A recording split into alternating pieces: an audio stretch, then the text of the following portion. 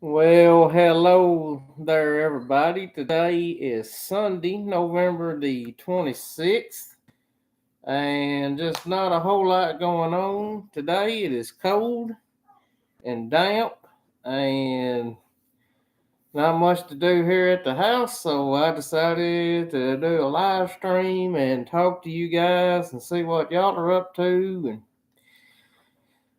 catch y'all up on what's going on the channel.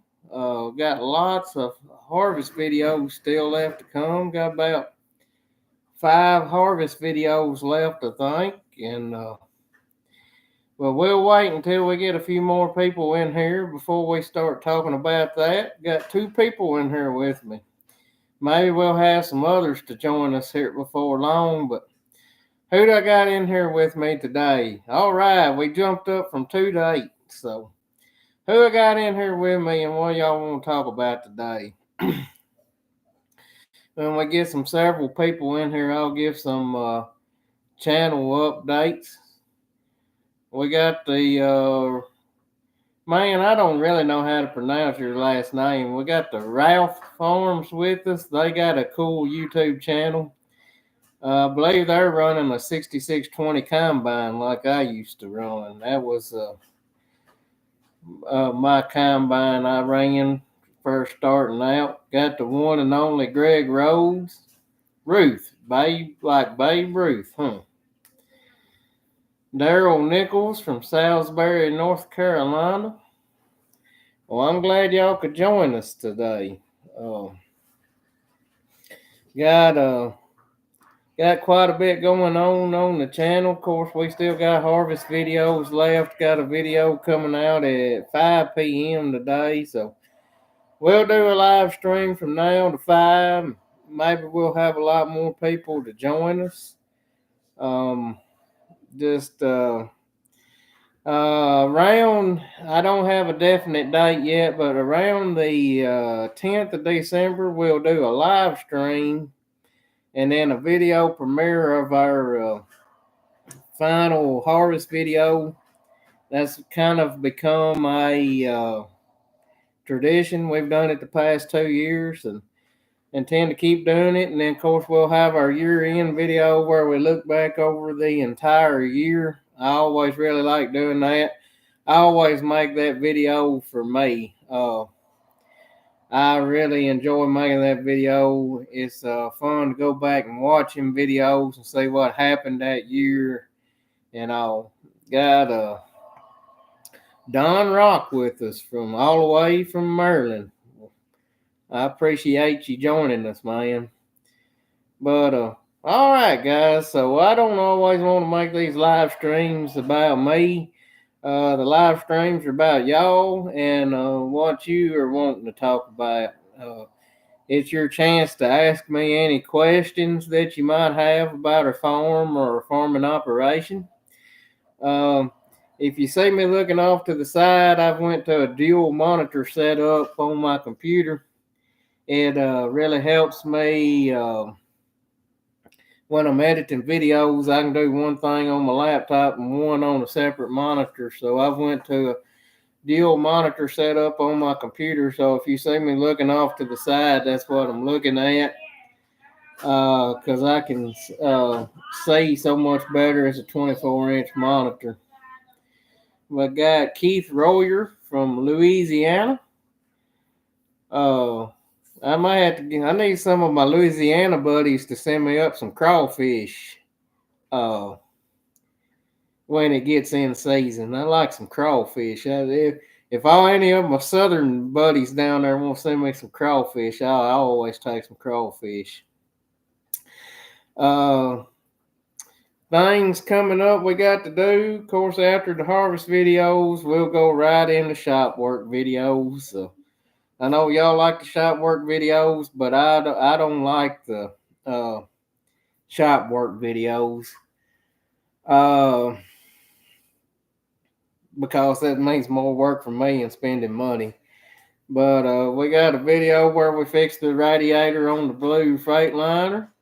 Uh, got We got to put a floor in the low boy trailer. Uh, uh, we got to haul beans. We filled up a bin full of beans. We got to haul them to the river. Done really well on them beans I put in the bin. Made about $1.70 a bushel putting them in the bin.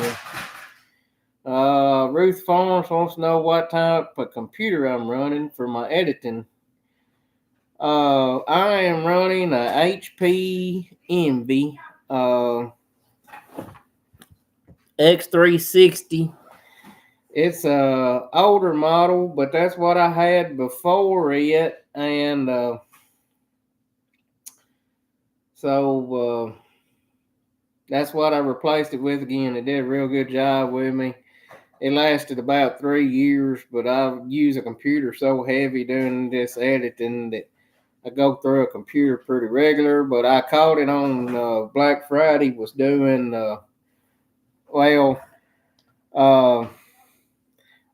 Best Buy was running Black Friday specials before they even before Black Friday, so I bought it on that deal. But you got to watch them on some of them Black Friday sales. I don't know if y'all noticed, but they'll say it's on sale. But you better check around because sometimes it's not always on sale. They just say it's on sale. Say Maxella Bird. That's an interesting name. I like it. Timminsville, South Carolina. I got a buddy in South Carolina. Old Cole, he bought my bean header. Keith Royer says be a few months on the crawfish. Yeah, I know. It's typically February and March on the crawfish, ain't it? Nikki Byers from Gleason, Tennessee. That's a good thing to mention. Farm Merch Bin. If you want some of our merchandise, the Joyce Brothers Farm shirts, go to farmmerchbin.com and click on Joyce Brothers. Anthony Montford, where can I see Kenny Joyce Cattle Company? Well, we didn't film it, but we did have to work on Kenny Joyce Cattle Company's gravity wagon. We had to put some bows on it so that he could put his tarp over it and keep his feed dry. I wish he would invest in a boat feed bin. That would be the thing, but he insists on using the gravity wagons. Mike Robbins from Etheridge, Tennessee. He's right there around the old Lampley brothers. You know the Lampley brothers? Joe Diller, do you still have the Phoenix Harrow? Yeah. I still got the old Phoenix Harrow. It's got its place on the farm. It's a great tool for airing out ground. I still got it. I don't see it going anywhere unless I find a better tillage tool to do that. I don't know. I saw on Facebook Marketplace a tool called a Great Plains Ultra Till, and it's like turbo till blades on the front, and then it's got Phoenix hairs in a V like a disc. And man, that thing looks like it would do an awesome job. I've watched it a little bit on YouTube. It's a Great Plains Ultra Till. I would like to buy that thing, but it's about pretty good little haul from us. And I don't mind pulling it home. I could take that gray International semi truck and pull it home, but got a lot of interstate running, and I think the DOT would frown with me coming down interstate with that old gray International truck pulling a Great Plains Ultra Till.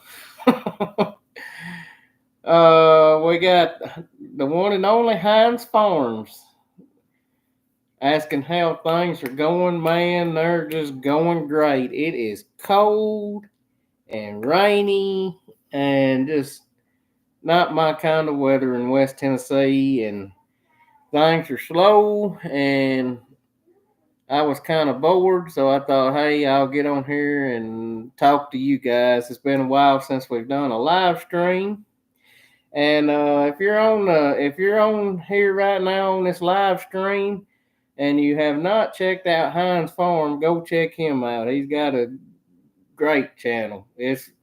I really enjoy it. No drama, just farming. Uh, Kind of like our channel. Uh, no drama, just farming, and that's what I like. It's Heinz Farm. And Jeff Myers from Somerville in Fayette County, Tennessee. Hello, Jeff. I've been down your way a couple of times this fall. I went down there to Fayette County Radiator, got a radiator for my old Freightliner truck, and I've got the swing motor off my track hoe was down there around Rossville. Daryl Nichols, any plans for beans to increase on farm storage? No.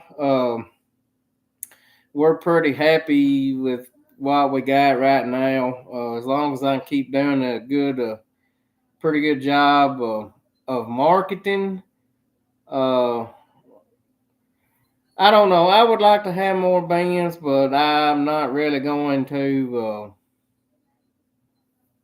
I got more things I want to spend money on right now than bands. The bands we have, we just use for emergency purposes. Like this fall, Tyson was shut down one day, so we started putting beans in the band. I like using my bands more for beans than I do corn. I've made a lot more money putting beans in the band than I do corn, and you can put so many more acres of beans in the band than you can corn. And like I said, those beans I put in the band, I made $1.70 a bushel on them, so I done pretty good. Mike said he knows the Lampley brothers. They some good guys. We visited with Alex and Jesse this summer while we was up there at Lawrenceburg camping, and they are some fine fellers, as good as they come.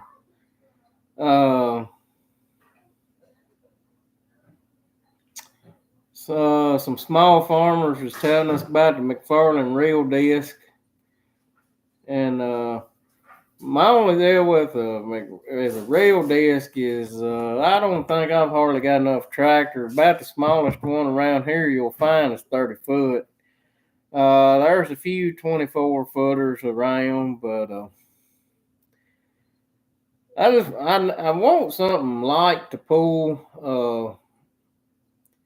I don't know, and Robert and I have talked about just putting like actual field cultivator shanks on the front of our old Scratcher Duo.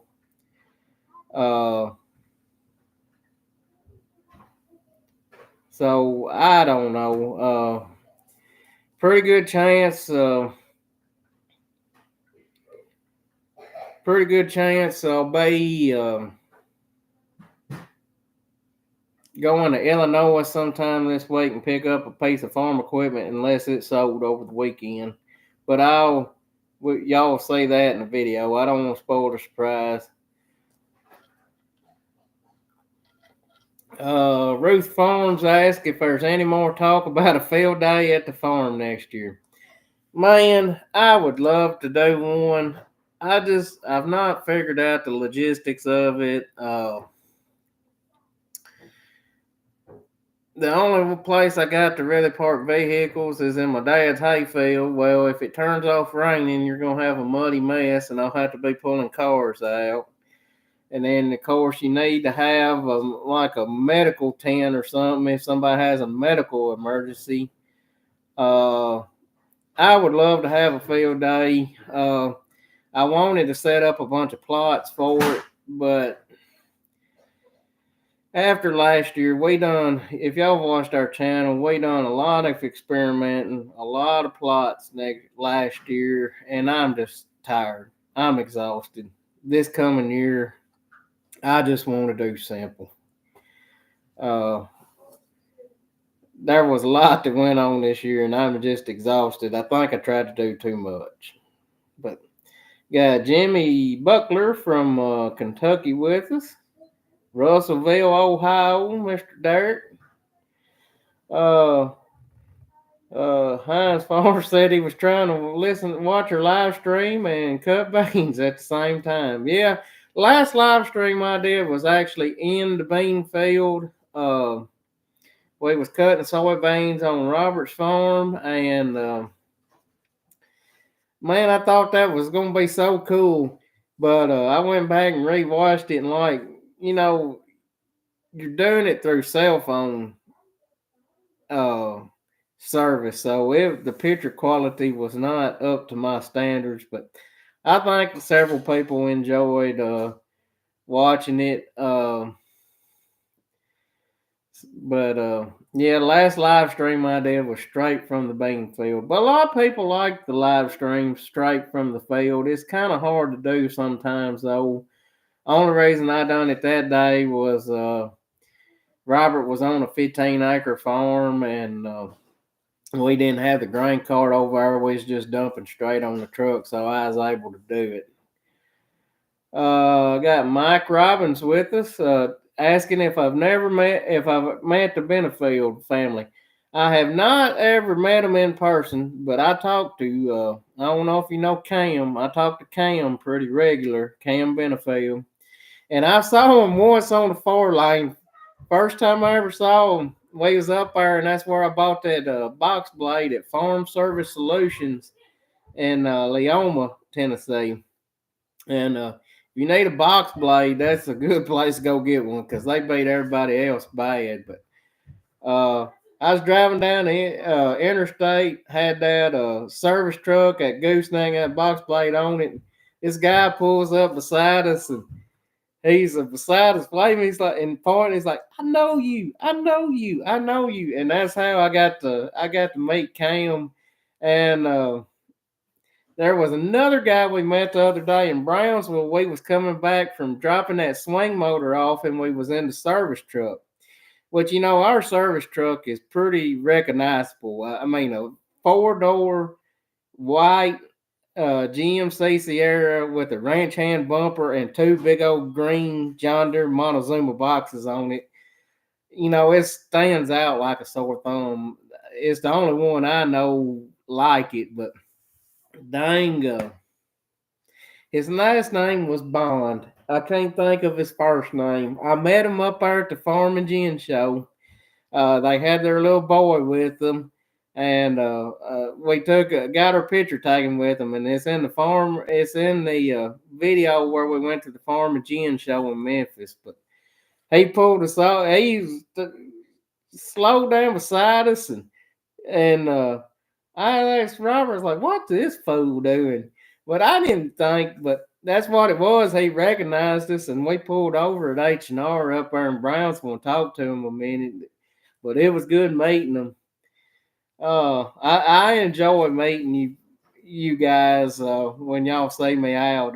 It tickles me to death talking to people that watch the channel. And the first year we did the channel, like, we went to the Farm and Gin show, and like 3-4 people met us, and then we went to the Farm and Gin show last year, and man, I met just a ton of great people.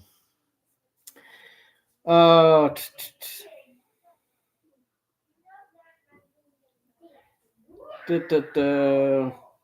we got Mr. Greg with us. He's a long time watcher of the channel. Said, what was our start and end dates on planting wheat? We started right around October the 15th, and we got a little jag planted around October the 15th. Quite a bit planted right there before Halloween, and then I got 22 acres I planted about the 5th or 6th of November. It was some unplanned wheat. We had 2 bulk bags of wheat seed left over. I didn't film putting it in the ground. We ripped it. I had co-op sling the wheat with the fertilizer, and I just worked it in with the disc. It's coming up, and it looks pretty. It's real pretty. real pretty weight. But that's on a new farm we picked up. Picked up about 70 acres. Good possibility picking up some more this year. The farm is growing, and that makes me happy. I always like growing the farm. I don't want to take. I don't like taking on a lot at one time, but I like my farm to just slowly trend upward on acres. Just slowly expand. Um, Ruth Farms wants to know if we'll be at the Farm Machinery Show in Kentucky. Uh, well, man, I was up there last year. That video from last year at the Farm Machinery Show, it did really good. Uh, did real well. I don't. I want to go to the Farm Machinery Show. Robert's not. I don't know. He's kind of on the fence about going. I want to go. He's like, well, you're gonna say the same thing you always say, and I know that's true. But I just like going and meeting everybody and talking to everybody. Is what I like doing. But um, I don't know if we're going yet or not. I always love going to the Farm Machinery Show. We had a ball last year. Uh, Maxella wants to know what's the latest a farmer can plant winter wheat. I'd say about the latest, you can probably plant around here at about December the 1st and get away with it. Any later than that, you're going to be severely cutting into yields around here on your wheat. A lot of it just depends on the fall you have. If you get a fall like we've had this fall, where it's been good and warm, I mean you can get away with planting it plumb to Thanksgiving. Comes up, does well, grows off well. But if you get, I have had some winters that you plant it in the first week of November and it don't do any count. I always like to have mine in the ground. If I could probably pick any day to plant my wheat, it'd probably be Halloween. Uh, but that's just me. I mean, some of the best wheat we had last year was planting around the 5th or 6th of November. So,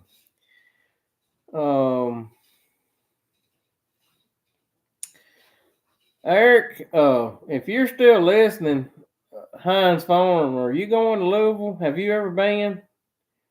Just curious if you're going. Ruth Farm says he's hoping to go this year. Never been before. Man, if you've never been, you need to go see it at least once. It is really really something to say. It's pretty amazing that they can put that much stuff in one building. Uh, duh, duh, duh. It's amazing what all they got, and I mean, uh, I kind of enjoy the smaller buildings more because I mean, trust me, I love going to the John Deere booth and seeing the new X9, but I know I'm never going to own that X9. Uh, but there's some of them things like planter attachments, stuff like that I like going to see the stuff that I will use on my farm. Got Lauren Holden from Cresco, Iowa. Man, I'm glad you joined us. William Henderson, what's the predominant soil type that you are deep tealing? Man, trying to get these. God, the flies have been bad around here this week. I don't know why, but I have not been.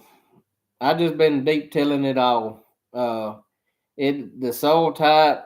doesn't matter. I go out there with the shovel, and if the shovel tells me it needs deep tilling, I deep till it. We pulled. I just got through pulling 900 acres of soil samples, and that soil probe will tell you whether that farm needs a ripper in it or not. If you can push that soil probe all the way down there and not have to put any pressure on it, you're going to be wasting your time ripping it.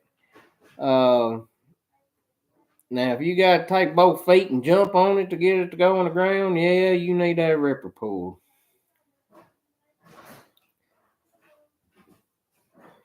Uh, Milton Hampton from East Tennessee has been very dry.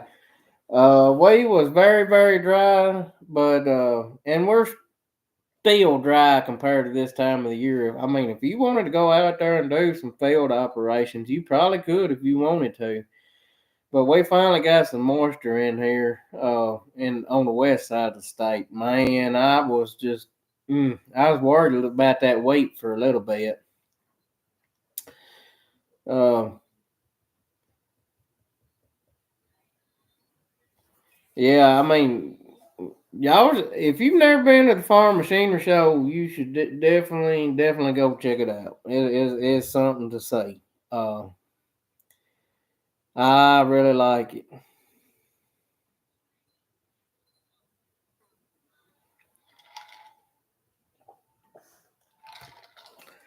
See, we got Derek with us. He asked, since you're talking about expanding the farm, do you have any pointers to someone starting out?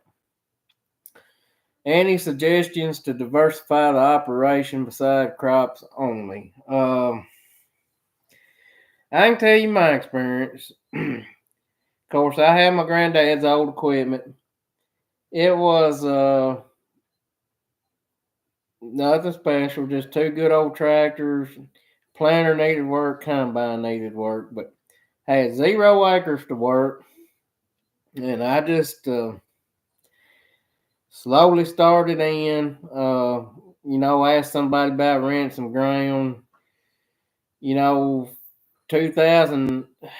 See, from about 2006 to 2008, I had like a little, and this is no joke, I had like 1.5 acres I planted. And then from I rented a farm in another 7 acre farm in 2010. Eventually went on to buy it, and I worked it from 2010 to 2011. Then I rented another farm, and I had in 2012 had 15 acres. 2013 I went from 15 acres to 136. 2014, say, can't remember what happened in 14, but 2015 went to 380 acres. And then it just kind of started snowballing. After 15, it's kind of a blur because it's just around 2018 is when we kind of, I was making a living in 2015 off 380 acres, but I was having to do what I call a lot of extracurricular activities. I was building food plot planners. I built food plot planners on the side. Used to have some cattle. So my job thing is, if you're starting out, you better find your little side source of income. But when you get to a certain size, you kind of need to drop in things and concentrate on farming, because if you got too many irons in the fire, you can't do any of them good. That's my opinion. So, guess, of course, I got my hog operation. So I get a check every month out of the hogs, which that's just it's a hobby that makes money. But uh, I got my little hog operation. Uh, I used to do custom harvesting. That's one way to pay for a combine. That's how I made the payment every year on my combine by doing custom harvesting. Forgot about that. I done some custom planting. Uh, so that's one way you can kind of buy equipment if you got the availability that somebody actually needs a custom harvester. But my advice when I have people ask me about starting farming is to start small. Don't get too big for your britches. Don't take on too much at one time. Uh, like that. But Heinz Farm said but yeah, I mean, just start small, have your second source of income until you get to a point where you can maintain and make a living off the farm. And if you got any more questions about that, just ask. But that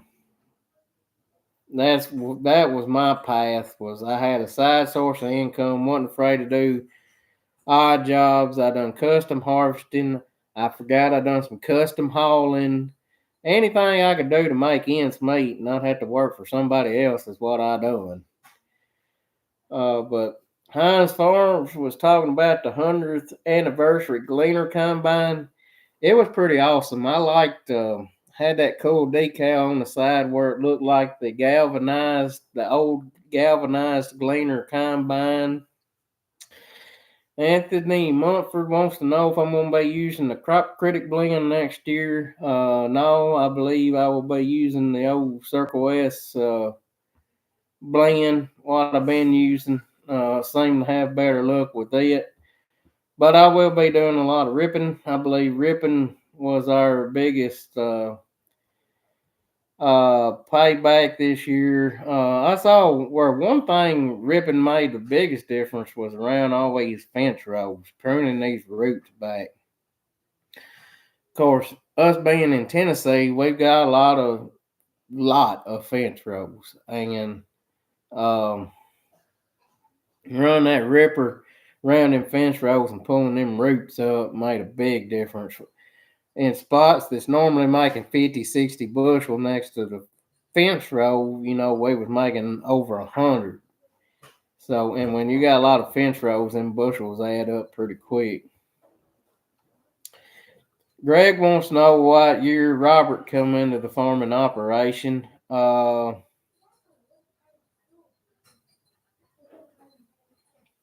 to remember. Is the year he graduated college, whatever that is. I graduated college in 2010. Robert would have been around 2015, 2016 when he come back. Of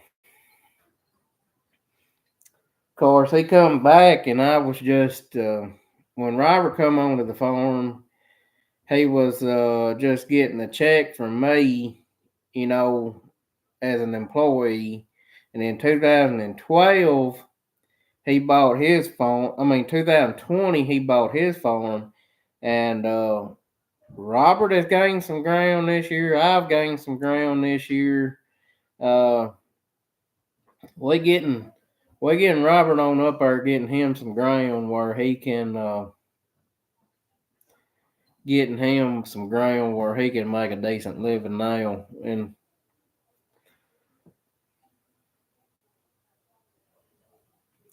Heinz Farms is talking about in north central Indiana, two big investors to buy up all the farmland. It's the same. It's the same thing here. It's the same thing here. I would like to buy some ground, but 8% interest, and I'm sure y'all's ground is a lot higher than ours, but 8%. And I did not know this. This makes me so mad. I bought my farm through a young and beginning farmer loan at the FSA office. And I could have been buying farms through that program for 10 years. And they did not tell me that. So there have been 10 years I've watched some farms sell that I would have loved to have. That I was already in a program I qualified for. that they neglected to tell me about. So, and like 1% interest. That's like I bought my farm. I think it's like 1.3% interest, and I watched several farms sell that I could have bought just and because they neglected to tell me that. I was so mad. And the only reason I found out about that was the new guy that come into the program said, "Hey, if you want to buy a farm, you got 6 months left." Well, how am I going to find a farm to buy in 6 months? But that's just a whole different story. But just you can never with what ground is bringing now an interest rate. There's no way you can make the payment with the profit off the farm, and that's very frustrating for a young farmer. See, got David Kennedy with us. Glad you joined us. Philip Morgan, are y'all gonna be doing any pan work? Love to see Robert getting it done with them older tractors. Excuse me. No, the pan work is probably done for the year. I was gonna rent a dozer, but the days have done got short. It's done kind of started raining again. We don't have a traco operational. Got to put a floor in the low boy, so I believe we're gonna hold off on renting the dozer to after the first of the year. But this is first time in a long time I do not have a lot of dirt work to do. I could hook up the dirt pan. I got some terraces I need to reshape, and I want to get them. Right now, they're too steep to work over with the planter. I want to get them where I can work over them with the planter, let the planter float over them, where we don't have to turn around at them. That's what I was going to do with the dozer. Got some clearing I want to do with the dozer. But with the holidays coming up, I was going to rent that dozer for a full month. And with the holidays coming up, us having to haul beans, not having our track hoe. I don't want to rent it till we get our track hoe operational. That way we can have them both working together. So, but no, that dirt pan work y'all saw us doing will be the last of the dirt pan work for the year. But I do love that dirt pan. That son of a gun, you can move lots of dirt with it compared to our old one. That old dirt pan I had was real low to the ground. I spent more time being hung up than I did actually working. But all right, guys, got 58 of y'all in here. We've had some excellent questions this afternoon. Y'all got any more for me? I'd rather answer y'all's questions as just sit here and ramble on. Trying to think of anything new that might be happening that y'all don't know about. But I can't think of anything. GW Farmers wants to know what combine I would suggest for a small farming operation. Well, man, it's hard with the it's hard to beat the John Deere 9000 series combine, 94, 95, 9600. The prices, man, prices have really come down on combines the past year. I mean, you can buy pretty nice looking 9500 for 15 to 20,000. So that would be my suggestion. It's pretty hard to go wrong with the John Deere 9000 series. I'm not a red man by any means, but there was a H&R up here sold pretty good. I know the boy that had it sold a 2366 for 20,000.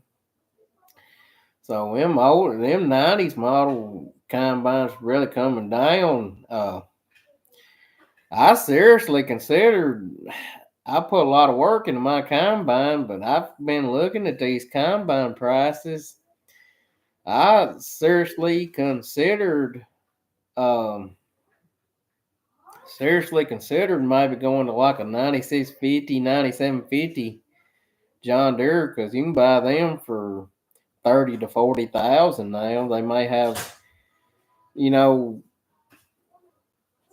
they'll have about 1,000 less separator hours on them than what my combine has got on it. But I know we're definitely gonna run my combine one more year. All the insides are new. Y'all know how work we do on it. I believe we are gonna try to put an 8-row header on it to match our planter. We had discussed maybe going up to a 16-row corn planter. We With these grain markets going down a little bit for the coming year, and we kind of decided just to hold and just hold, and we're going to see if we expand any more before we go to updating equipment.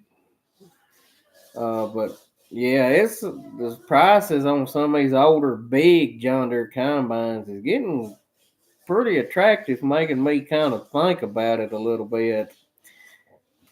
Excuse me. Our combine does an excellent job in corn and wheat, but soybeans, especially those early soybeans with green stems, man, our old combine just suffers. I feel sorry for the poor thing. It it really needs some more horsepower. Uh,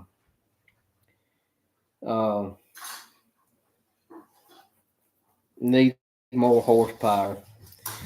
But we was just gonna get a 96, 97, 50 and get an 8-row corn head and just keep our 25-foot honey bay if we did it. But like I said, we're gonna run 9400 another year definitely. But back to the original question, yeah, it's hard to beat a John Deere 9000 series combine. That kind of leads into the next question here that Davis Farm and Orchard asked about any new equipment. Like I said, hoping for a 8-row corn head. We want an 8-row corn head. I've got my eye on a low disturbance ripper. I sold my pasture ripper, that 6 shank ripper. It was 6 shank on 24-inch centers, and we pulled it 12 inches deep. Sold it to a viewer of the YouTube channel. Actually lived about an hour from here, so YouTube has been an excellent outlet and resource for my farm, especially selling equipment, because I do not have to put it on Facebook and deal with all these yahoos on Facebook. But I found me a low disturbance ripper I like. May go get it this week because I already got the money from my ripper I sold. If you're interested in my old V ripper, I might sell it. It won't be astronomically priced. It'll be worth the money. So keep that in mind. I see a kid in the background sneaking up there on top of the fridge and getting candy. Do y'all see that? Which one is it? It's corn dog. Don't get no more candy. What? Santa got some candy? You get one piece. Because at 5 p.m. I'm going to start cooking supper. Did y'all see him sneaking up there and getting candy? Anyways. Maxella Bird said they're running a 7720, but he plans on upgrading to a 94 or 95. My recommendation is I love my 9400, but go on to a 9500, get the 7.6 liter engine where you got more horsepower. It's got the power boost for when you're unloading on the go. You know, But if you do buy a 9400, stay away from the 89 and 90 models. Make sure it's a 91 or newer with a bigger 6.8 liter engine. You will thank me. The 89 and 90 had a 5.9 liter. They suffered for horsepower and they was bad about breaking the crankshaft. So you can thank me later. No 89 or 90s. 91 and up on 9400s. Make sure it's got a 6.8 liter. On the serial number tag on the engine, it will say 6068. Over in mid Missouri, he bought his first sprayer. It's a Tyler Patriot 95 model. What kind of tips to look out for?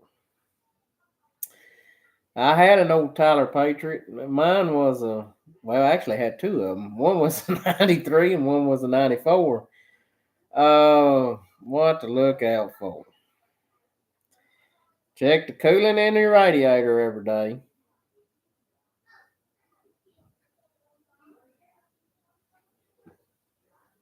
I'm thinking it's been a year since I've run it. Check the play. Jack it up and check the play in your wheels in your planetaries because you don't want one of them going down because they're hard to find parts for. So I would say once a season, check the play in your wheels and your hubs. Look at it and make sure that your wheels aren't leaning in because that means your pivot pin is wore.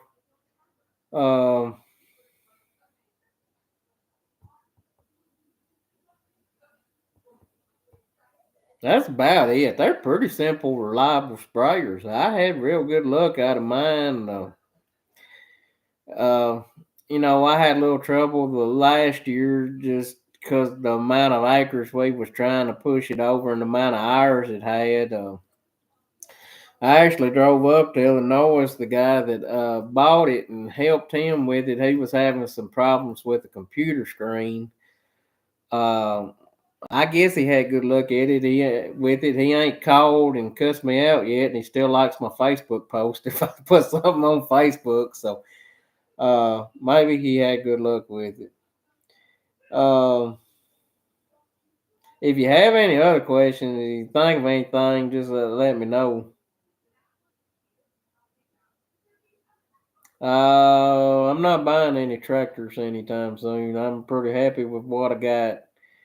I'd like to have an 8560 John Deere 4-wheel drive, but I put that plan on hold. I mean, we had a good year, but kind of spent a little too much this year. That's one of them things that, like, we made good money, but, like, where's it at type situation. Derek's asking about our soybean treatment. You'll have to remind me which one. If you're talking about the foliar fertilizer, it worked out great. The foliar fertilizer we put on that fungicide timing made a big difference on beans. I could tell right to the line where we ran out. How did I like the honeybee? I loved it. Is it perfect? No.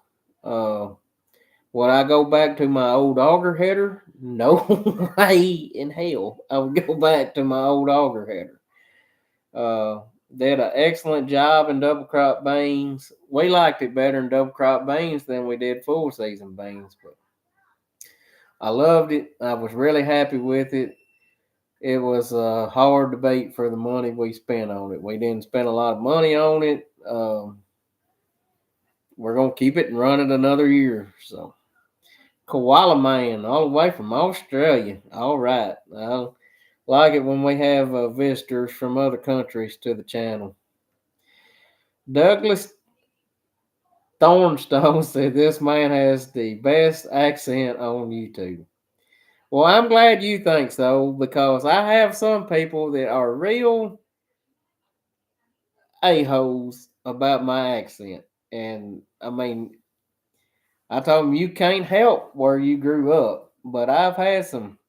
I've been called a dumb red. I've been called a dumb redneck. Uh, the video where I bought my new truck, I had a guy say, "I'm glad that people from Appalachia can afford nice things now." Uh, the the video where I got called a dumb redneck was where we built the great big terraces on that one farm, the fixing the Grand Canyon video. And I built them big terraces, and he told me it never worked. And I told him, well, I've got a bunch of other terraces I've built that begs to differ. And he went on a rant calling me a dumb redneck, and he was trying to help, and I didn't know what I was talking about, and so on and so forth. So he got blocked from the channel. I ain't gonna put up with that crap. Uh, then I'll have one person tell me that they rather listen to nails on a chalkboard than to listen to me. And so I'm glad you appreciate my accent. I've had more and more people tell me they like my accent, but it's not for everybody apparently. But that probably turns some people off from our channel. That and we're not real glitzy, not running brand new stuff.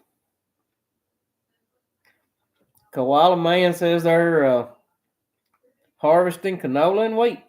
Man, that's cool. It's funny how it's wintertime over here, and well, it may be getting close to wintertime over there if you're harvesting, but um, there's a little bit of canola grown around here, but not a lot. Uh, I just I hadn't wanted to plant canola yet, from what I've seen of it. But I love wheat. I absolutely love growing wheat. Kind of becoming it's kind of becoming my favorite crop here lately. I mean I probably made more money on wheat and soybeans together than I did corn. Um, so Scott Martin asked, "How did I like the new rasp bars and concaves?" Well, man, to be honest with you, it is hard to tell. Um, it's hard to tell because I was running a 3 foot bigger header this year, so I couldn't compare it with the size header I'd been running. Uh, t- t- t- t- but I mean, the old combine did a good job this year. To be honest with you, my concave was not as wore out as I thought it was, but my rasp bars were more wore than I thought they were. But it's I mean, old combine did a good job. I could tell more of a difference in shelling corn with them than I could beans. I know that don't sound right, but um, the trimp bars, I had a buddy that put them in this fall too. He thought they made a difference. I couldn't really tell a difference. But I've heard that they'll get better the longer you run them because that tooth they cut out will actually, that bar will wear and it'll actually make the tooth deeper and more aggressive as you run them. But it's just hard to tell. It was hard to tell, but I mean, I like the job the combine did. It was time to do it. I know what I've got now. Uh, I believe replacing them shoe augers and that shoe auger trough made a big difference. All that made a difference. Grayson Dales, why do you unadd me on Snapchat? Well, I didn't know I unadded you. I may have to go check it out. Z Cole bought several heads at DeWitt's combine sale cheap. Have I ever been to it? No, I've never been to it. kind of have mixed feelings on DeWitt sale. There's some pretty rough stuff that goes through there.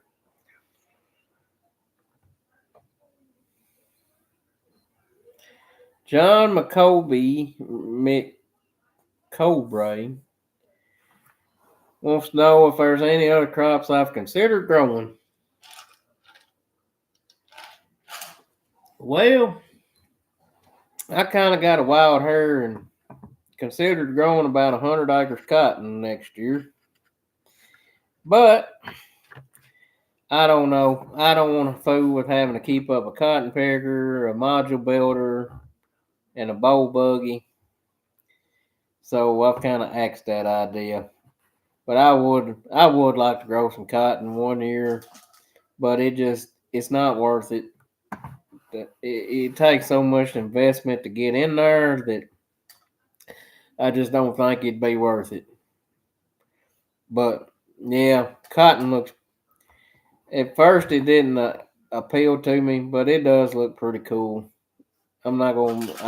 Went over and wrote cotton picker with Matt Griggs, and that kind of curbed my interest. Matt having to get out and dig that cotton out of them headers, choking them headers down.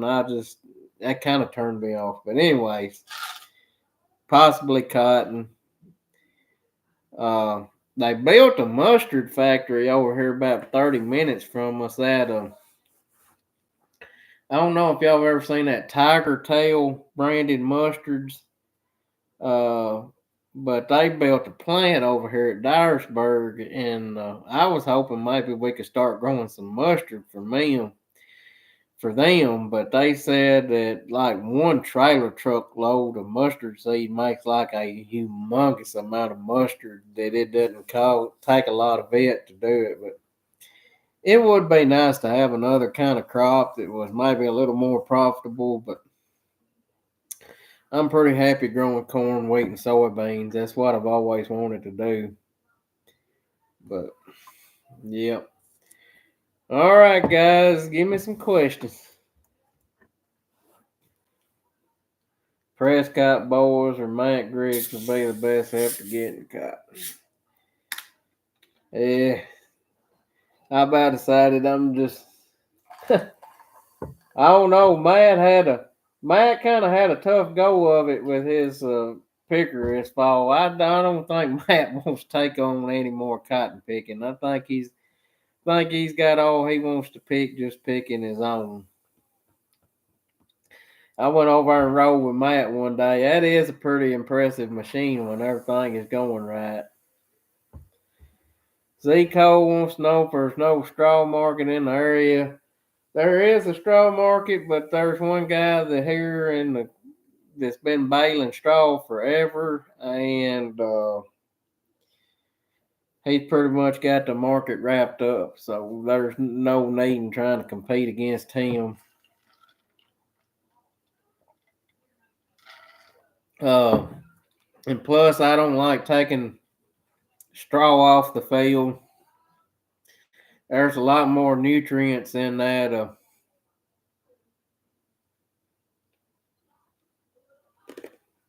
There's a lot more nutrients in that straw than you think for. And I want that straw to go back in the ground to build it up. How can you justify spending huge money for equipment? Well, I don't spend huge money on equipment. That's why I run old stuff. And that's why when I buy a piece of equipment, I keep it a long time. My combine I've owned 7 years now. That sprayer I owned it about, I think I owned it 6 years. But the amount of acres we was going over, I had to get something more reliable. But you think of that sprayer, it was $70,000. But if you have it custom sprayed, you're looking at $8 an acre, and we farm 900 acres, and you go over at least 3 times. See here, let me do some math. Now, take for granted our wheat. We had 200 acres of wheat, and we went over it 5 times at $8 application. That's $8,000 right there, and then had 900 acres of regular crop that we went over 3 times at $8 an acre. That's 21,600, and then 8,000. So if we had to have that hire done, that would be almost $30,000 a year. So that sprayer in 2.5 years has paid for itself. So that's how you justify the sprayer. But that's why we run old equipment, and that's why we keep it a while. And now sometimes I have enough repair bills. I could probably justify trading equipment, but we keep that old equipment up, keep it in tip top shape, and I got just as much faith in my planter as a new $100,000 planter. But yeah, that's kind of the way I look at it.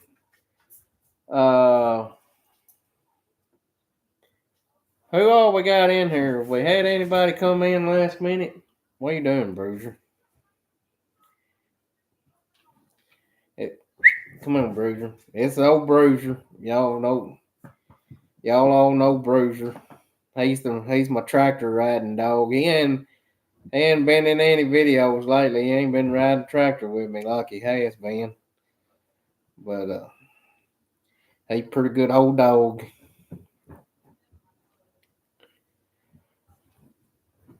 GW Farms asking if I ever thought about growing white corn again. Well, you must have been with me for a while then if you remember us growing white corn. I like the white corn, and I like the idea of the white corn. I was getting about $1 a bushel more for it.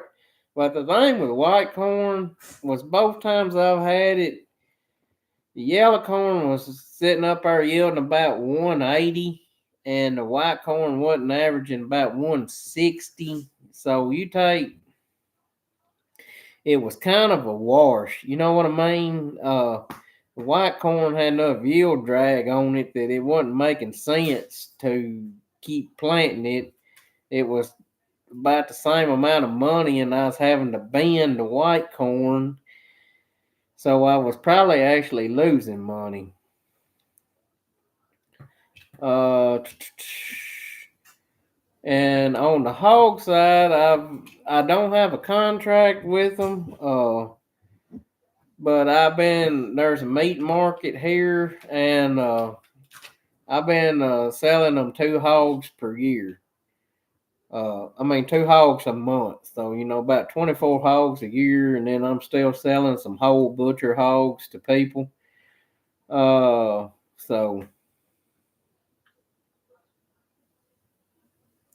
yeah, I still sell hogs to customers, but I've got a waiting list. The best way though is to contact me and get on the waiting list. But with selling the hogs to the meat market now, it makes it a little harder to get hogs to individuals, but I still do it. Guy George Watson from Memphis. Every time I do a live stream, somebody's got a call. Carrie wants to know what hours does my 9500 have. It has a little over 6,200 engine hours and a little over 4,200 separator hours. So it's been around the block, but it's a pretty reliable combine. It does a really good job for us. But yeah, it does a good job. 6,200 engine hours, 4,200 separator hours.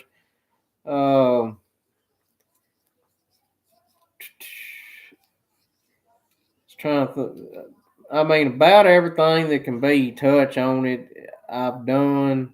We need to put a new feeder house chain in it next year.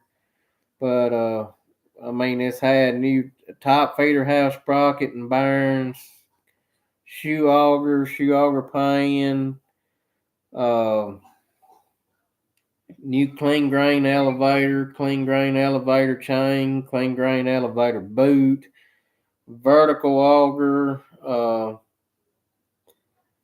Just if it needs to be done, all straw walker cranks and bearings. So it's the same as a new machine, really. We had to weld new metal on the inside of the combine, so I think we should be ready to go on that front. But Grayson says they bought some sausage and bacon from me. Yep, it's I've got a lot of customers been pretty faithful to me over the years on the hog business. Uh, well, I actually hadn't told how much wheat we had this year, but we put in 275 acres of wheat this year. Most wheat we've ever had. Uh,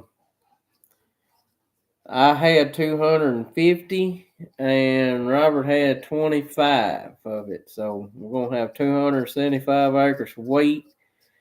Up until this year, last year was the most wheat we had ever had, and we had 210 acres of wheat last year. So we're upping our wheat acres. We've been making really good wheat. The wheat price is down right now, so I ain't too thrilled about that. But old Dylan was doing a pretty good job marketing because I got some sold for $750, and then I got to looking in the desk and found another contract I made at $748. So at least I got 20 something bushel to the acre sold around $7.50 a bushel, and right now it is below $6 a bushel.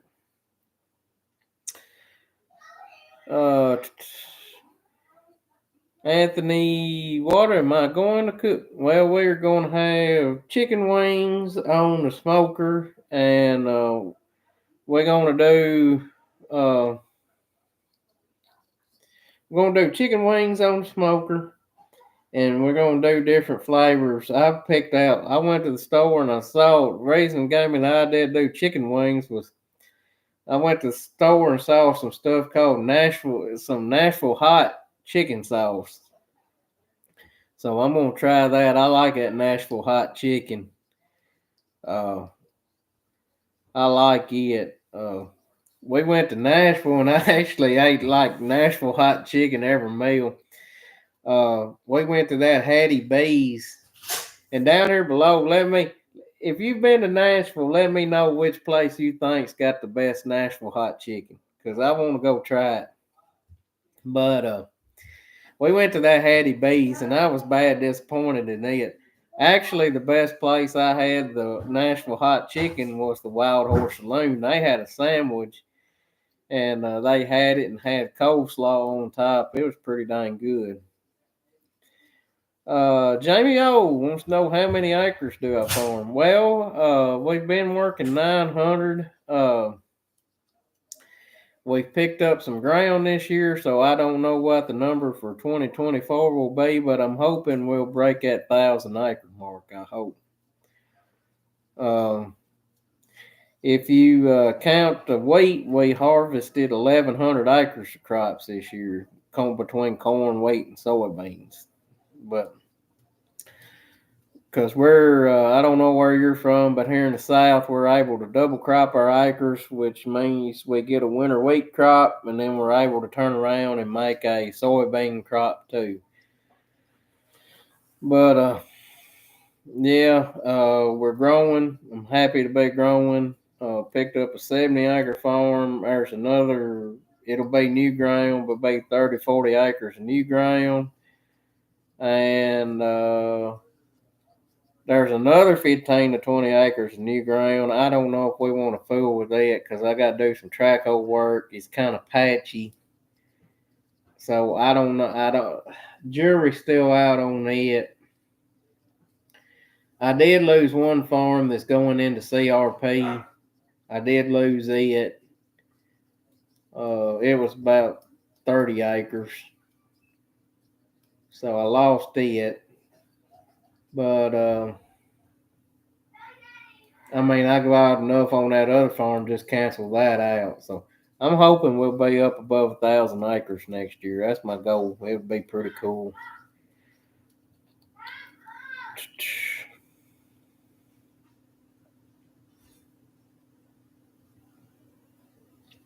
Z, this is an interesting question. Z Cole asked for getting with electric start when you get in the truck, is it blowing cold air when it's cold outside? Mine doesn't. The only time I've noticed that is like if I remote start it and it's like 68 degrees or so. It kind of can't make up its mind whether it wants to cool or heat. That's the only time I've noticed it. Now it's done got down a little cooler, like in the 50s. And when I remote start it, I'll get in it and it'll the heated seats will be on, the heated steering will be on, but and it'll be heating a little bit. Depends on how long I've let it run. How quick are you getting in it when you remote started? Has the engine had time to warm up yet? All right, here's a question, a good question. Kerry wants to know, says he's in the market for a 94 9500. What should he look out for? Well, they're not going to like you when you go look at it, but you need to pull some shields off of it and look that thing over good. You're going to want to pull that shield either off the bottom up underneath the feeder house or up top. Probably be better under the bottom of the feeder house. Lock your feeder house up. Pull that shield on the bottom. You're going to want to fill your concave, and that concave needs to have the bars that run crossways of it. You're going to need to have a square edge on it. You need to look at that concave and see if if them bars are kind of like a smiley face, if it's wore in the center where a lot of crop has come through it. Now check your rasp bars, take your number 2 pencil, and the rasps need to be taller than the pencil. If they're even with the pencil, they're wore out. You need to check that inside the combine where your screens, your sieve and chaffer, there's a rubber piece that rub against the side of the combine. Make sure that they hadn't wore a hole in the side of the combine, which if they have, that's not a big deal. That can be repaired. I got a video called In the Belly of the Beast where I climbed in there and fixed that. Need to check all your augers. It's hard to get in there and inspect that vertical auger, the up and down on your unloading auger. But I can't remember if there's a good way to check it or not, but you need to check it because it's a pretty good job to replacing that up and down vertical auger. Check your cross augers in your grain tank. Drop your door on the clean grain elevator and look at that auger in there. See how wore it is. I mean, nothing I mentioned can't be fixed, but if they're asking a good used price for a combine and you get to looking and it needs $10,000 worth of stuff, you need to negotiate them $10,000 where you can do that work. But make sure all your electrical functions are working. You don't have any electrical gremlins. Everybody's asking about. No, I'm going 30 minutes. I'm going till 5 o'clock. Okay. Show them your tooth. We got old Toothless here.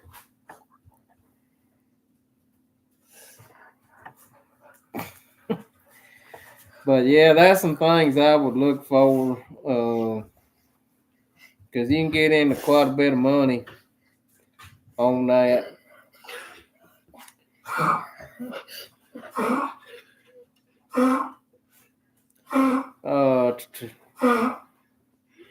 Matt Griggs, always late to the show. We've been talking bad about you on here. Okay. We've been talking about how much you love Baylor pickers. Tell us all about your Baylor picker experience, Matt. Oh me. All right, that's enough. Quit. Y'all getting on my nerves. Okay. Gary Johnson, he asked a question a minute ago about if I've ever farmed any irrigated ground. I've not farmed any for myself personally. The man I worked before I started farming for myself had some irrigated ground. So yes, I have farmed a little bit. He actually had what I call traveling guns irrigation reels, and I really liked them. That was although not as good. Although it's not as good as a pivot, we made some good crop using them irrigation reels. Matt said he had a really good last day.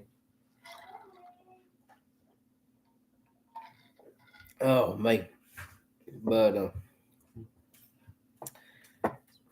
if y'all want some Joyce Farms merch, which this ain't the style cup, this was a present from one of my cousins. But we got tumblers and stuff at farmmerchbin.com. If you want a Joyce Brothers cup or tumbler or t-shirt or hat, Miss Allison Bowers has got some really cool stuff for y'all at Farm Merch Bin. Just go to that site and click on farmmerchbin.com and click on the Joyce Brothers link. Or if you want some Griggs Farms merch, click on Griggs Farms. There's a lot of good YouTube channels she's got some merch on. Gray Ghost says thank you for all you do. Well, I appreciate that. I mean, I don't do a lot. I just farm and video it. That's what I do. But try to help you guys out best I can. Trying to figure out what kind of format I want to use, but I do. You know, I talked earlier about all the things we tried on the farm this year. Want to do a video on what paid and what didn't. I'm trying to figure out what's the best format for that. But I want to really give you guys some things I cannot give you a number on. Some things is going to be like a subjective score, but some things I can give you some hard numbers on. I do have some hard numbers on some products.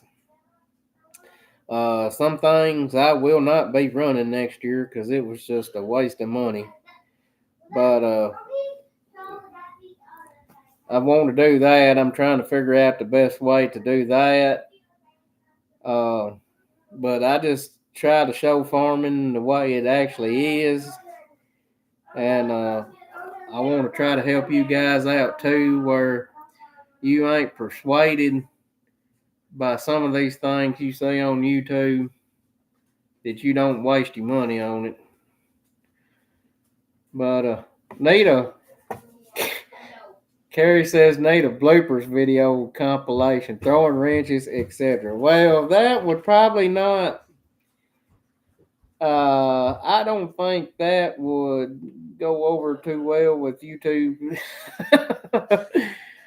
There ain't a lot of wrench throwing and stuff, but I do get frustrated sometimes. The biggest thing is I need to watch my mouth. I do use some what I call I do use some potty words sometimes when I'm out working in the field and things don't go the way I think they ought to go. Anthony says thought that the Bob hated wheat. Well, I think old Bob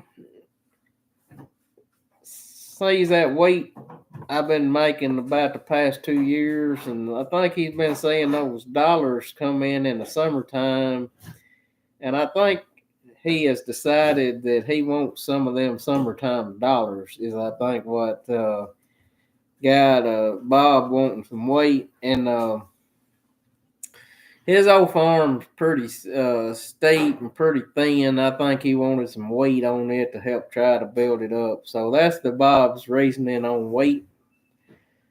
I don't know. The only thing I don't like about wheat is I felt like I was giving up yield compared to my full season beans. But the past 2 years, the wheat beans have made about as good as the full season beans. So.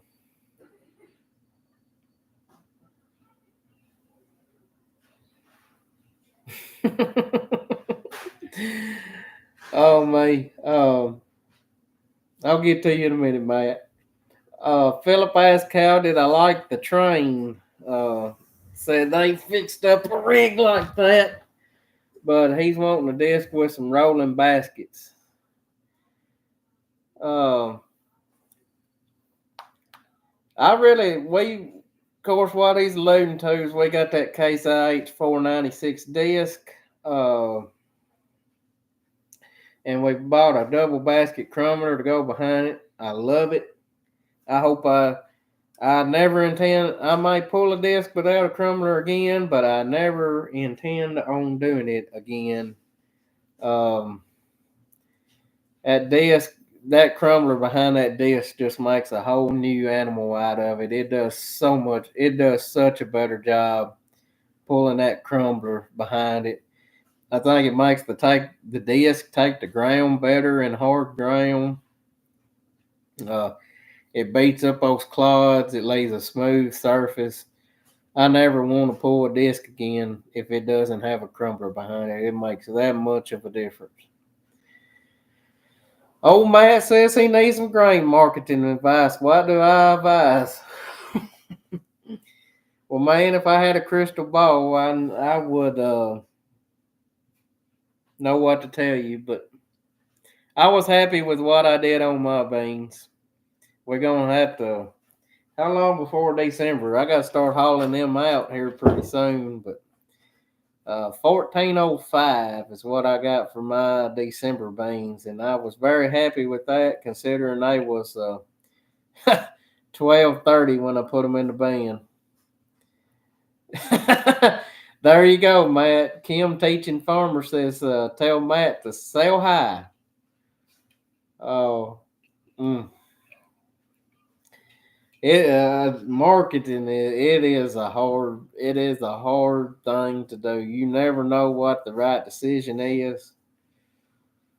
Luckily, I have been blessed that I have made some good decisions this year on marketing. My biggest regret is I didn't sell more corn for $6. I don't know what I was thinking. I don't know why I didn't sell the whole crop at $6. Corn crop that is, but I've looked up, and right now I didn't think it was too attractive at the time, but like that $7.50 contract for wheat I got for next year is looking pretty dang good right now. I didn't think it was too attractive at the time, but it looks pretty dang good right now.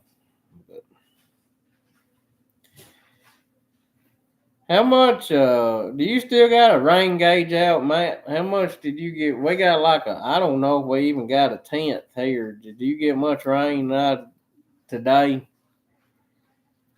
But all right, guys, it's 4:40. I got 20 more minutes with you guys, and then next video is going to drop. It's going to be a short video today. It's not going to be about 13 minutes. Going to be a fairly short video, but still got several videos to come. Let's go over here and look right quick. Maybe it won't shut y'all off. we still running. But yeah, it's gonna be a short video today. We got 1, 2. That's counting today's video. We got 1, 2, 3, 4, 5. 5 harvest videos left. Of course, we will do our end of harvest live stream. Yeah, I'll get you a comment in a minute, Zico. But got 5 harvest videos left. We're gonna try our best to do it'll be around December the 10th, which is my birthday.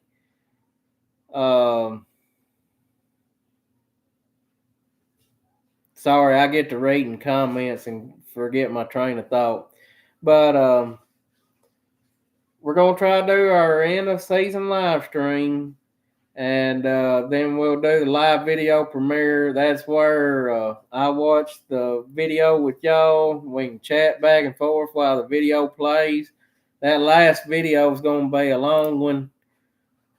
Make it worth their while. Let's see, it's 38 minutes long, so I try to make it a little longer than last year's, make it a little more dramatic, make it a little more of a engaging experience between everybody.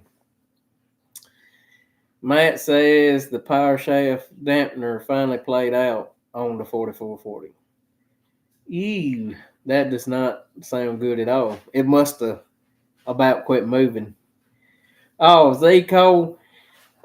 Yes, if you do have commercials during the live stream, that is something new that YouTube is doing, which I'd get a cut of the revenue out of it, so I'm not going to complain about it too much. But I guess, what does it do? Can you still hear me talking while the commercial plays? But I can turn that off, but I can turn it off, but it's kind of a little bit of work. I did set it where it tell it not to put a bunch of them in. But yeah. Jason C wants to know if I've ever thought about peanuts. There just ain't a market. There's no market for peanuts around here, so we can't grow peanuts because there's no market.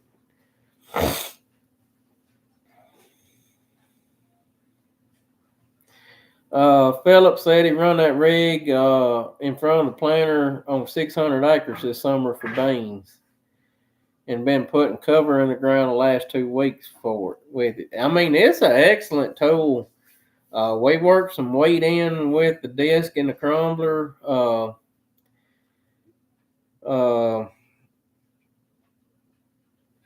So I mean, it's an excellent tool. We used it in front of the drill. Planting soybeans, I could definitely tell where we used it and where we didn't. It made a big difference. John wants to know if the co-fed prices for seed, fertilizer, fuel has settled back down yet. I have not got any definite numbers. I do have some seed corn spoke for, some LGC corn spoke for. I do have it spoke for. We have not talked about pricing yet, but I had to speak for it to. I'm trying, with interest rates up, I'm trying to use my cash more wisely. So LG had a deal where you get to keep a good portion of your cash discount and use 2% financing, which is cheaper than if you used your operating loan or if you used your cash reserves. So I'm trying to play, looking at all these marketing deals that you see companies have. But we went on and spoke for the seed. We ain't talked about pricing, if I need to back out, if I think they're too high. I can, but the deal with you got to speak for these hybrids to get your best discount. But I've never not planted a seed because I thought it's too high. If it yields, I'm going to pay what they want for that corn, if that makes sense, because normally them higher price corns make them higher price corns typically make a higher yield. They got it figured out. There's a reason they're higher price for a reason, but fuel is high. I spent more money on, which we worked more ground than we've ever had, but I spent more money on fuel than I ever have this year. Spent more money on fertilizer than I ever have this year. They do tell me that fertilizer prices should come down this coming year. See, what else did you ask about?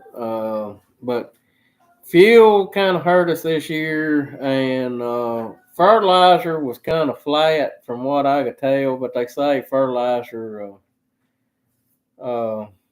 should come down.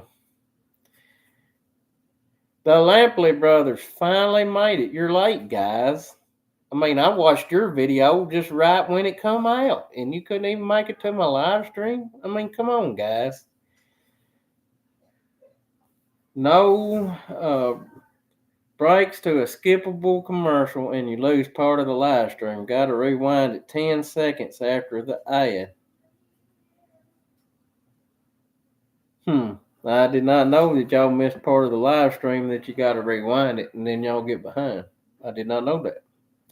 But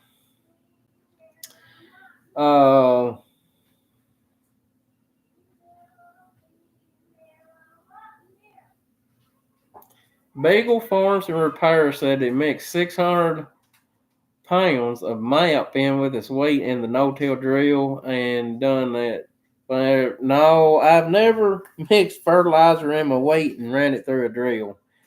Kind of worried. I would be worried about that fertilizer eating my drill out. But I bet you, I'd kind of be worried. In our souls, I'd kind of be worried about putting that much fertilizer in the trench with the weight. I'd be afraid it'd hurt your germination. I might have caught a dinosaur. Cool. I'd be afraid it would hurt the germination, but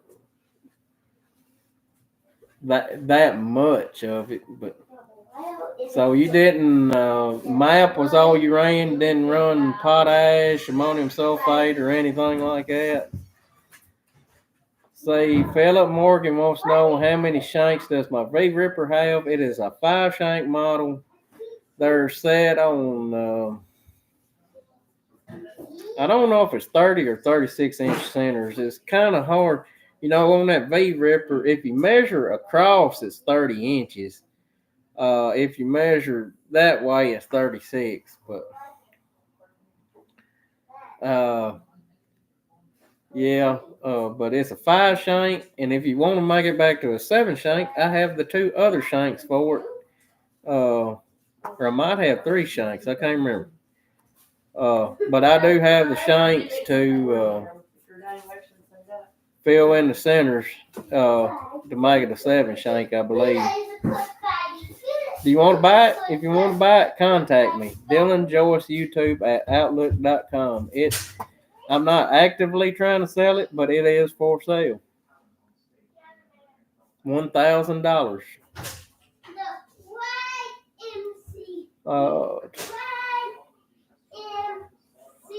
Waiver eradication in Texas on the border of north of Mexico. That's pretty cool, Riles. Tell me a little bit more about that. What's the border situation like down there from somebody that actually lives on the border? Can you tell me about that? Lampley Brothers says they're slacking. Yeah, I know it, man. I know it.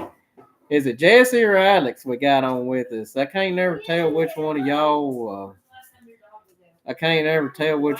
I'm talking to. Got Matt. There's Matt Griggs, his best friend right there. They finally. Bruiser used to not like Matt, but they made friends. The Mac wants to know if we get a cut if someone has YouTube Premium. Says the only way you can watch YouTube without the commercials. That he watches more YouTube than anything. Yes, we do get a cut of YouTube Premium, or it shows up that we do. Old Jesse says everyone thinks we look alike.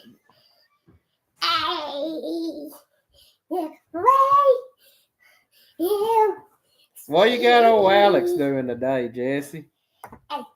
Nothing. How do you know, Grace? You ain't.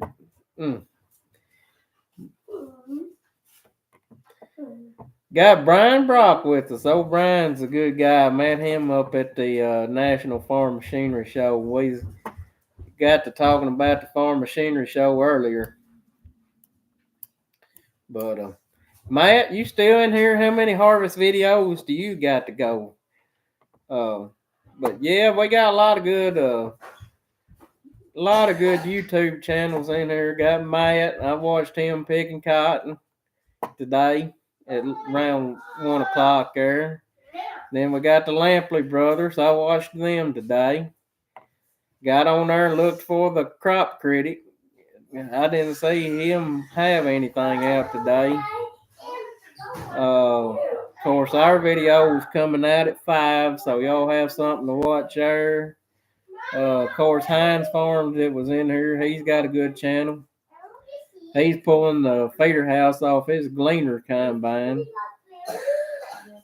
But lots of good YouTube channels on shop work all day. It's man, it's Sunday in the winter. You ain't supposed to be doing shop work. What do you got? Okay, I see. They don't care about a bluey inflatable thing. Oh, toothless.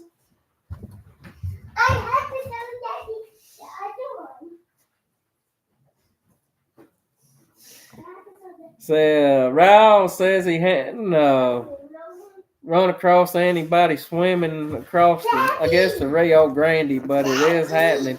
I'm gonna whip you. My mom told me to show you. Okay, it's an inflatable dinosaur. I guess I'm gonna be doing some Christmas decorating sometime.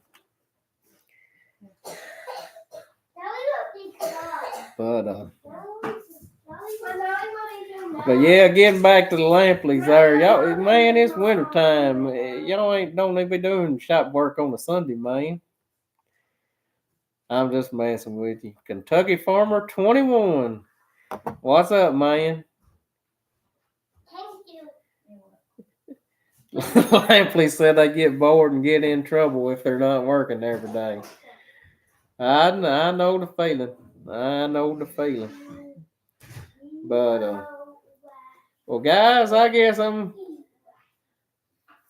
gonna wrap it up, guys. I hate to leave you, but my old stomach's growling. I'm getting hungry. We're gonna have us some chicken wings tonight. These kids are wanting to show me what they want me to decorate with. It is 4:54. What you say? We don't know. I said at 5, but come here and tell them all goodbye.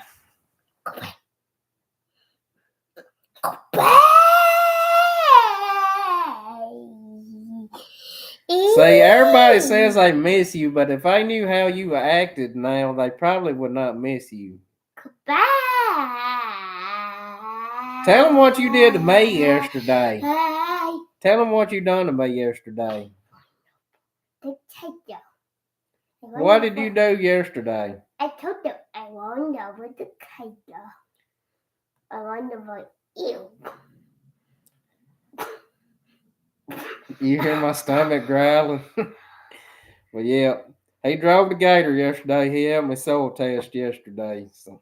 And then he decided to run over me with the gator. But more on that to come. But all right, guys, have a good night. They said you are a mess. Anything. All right, see you later, guys. Could you say what? Yeah,